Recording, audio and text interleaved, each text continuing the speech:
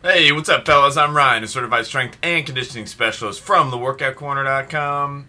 You know what today is. Great day for working out and answering some of your questions. Exactly what I do here every Monday. I pick 3 questions from the comment box below. Winner of the best question gets free access to my 80-20 blueprints, where I teach you the 5 blueprints you need to follow to build and keep a lean body. With that being said, let's jump into our first question. Dave Bargoo says, hey Ryan, you mentioned that we should not drink soda. Does that include diet soda? And if it does, what is it that we're avoiding? The artificial sweetener? Would something like seltzer water still be okay? Yeah, seltzer water would be fine. Diet soda is good to use to help kind of wean you off soda. If you're currently drinking a lot of soda, then you can kind of switch to diet to help you, eventually cut soda out of your life. Now, I'm not saying never to drink it, but if you're serious about building a lean muscular body and getting six-pack abs, a big change you're going to have to make is you do want to reduce and eventually eliminate soda from your food intake. There's just no nutritional value in it, and it just doesn't help you. I mean, it's actually there are a lot of bad things in there in terms of the high fructose corn syrup, all the sugar.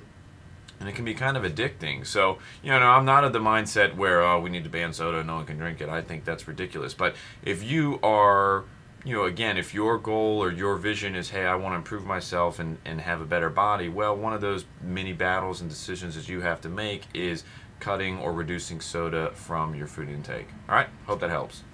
Martin9857 says, hey, Brian, thanks for your videos. They are really beneficial to my workouts. You're welcome, sir. I want to ask about supersets. Are they good for strength mass or creating shape and definition? Are supersets better for the same or opposite muscle group? Are they part of your training? If yes, how often do you perform them? Sorry for loads of questions in my English. I am Slovakian.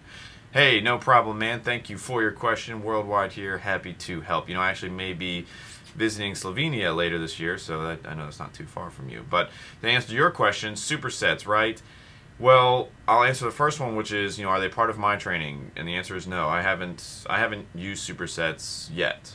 That doesn't mean that they're bad, but a common problem or challenge with the fitness industry in general is you hear so much, baloney and, oh, you need to do this, you need muscle confusion, you need this, that everyone's focusing on the things that are not important and missing the main objects of the 80-20 that you need to be focusing on to get real results and get them faster. And that is, getting to the gym, following a basic workout with compound lifts and progressing and tracking your weight. That's really what it comes down to. Supersets are, they are great for mixing things up. If you want a little bit of variety, they can help, but they're not any type of magic, potion or pill or something that they're not the reason. If you don't have results, it's not because you're not doing supersets. Let me put it that way, okay? Supersets are just a tool to help you mix up and add some variety to your workout, but they are not needed to get in shape and build a lean muscular body. They're just something for progression down the road. All right, hope that helps. Big Daddy 122458 says, hey Ryan, why do training for size and training for strength need different exercises? Why doesn't it all grow together? Thanks.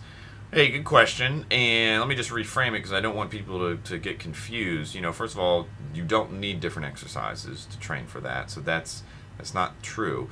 But you do hear a lot about training for size and strength, and the first takeaway is they're not independent terms. If you're training to put on mass, you're going to get stronger.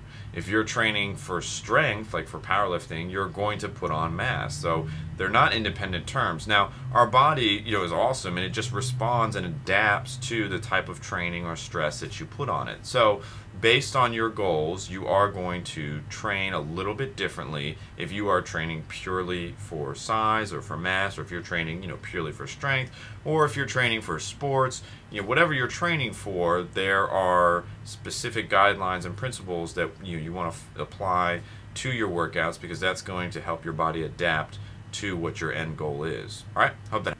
All right, fellas, that'll do it for another episode of Mind Food Monday. Go ahead and put your questions in the comment box below, and we'll get to those next week. Martin9857, man, thanks for your question. You are the winner this week. Go ahead and put a comment below in the comments section, too, and I'll hook you up with my 80-20 course. Everybody else, lift hard. Have a good week. I'll see you next Monday.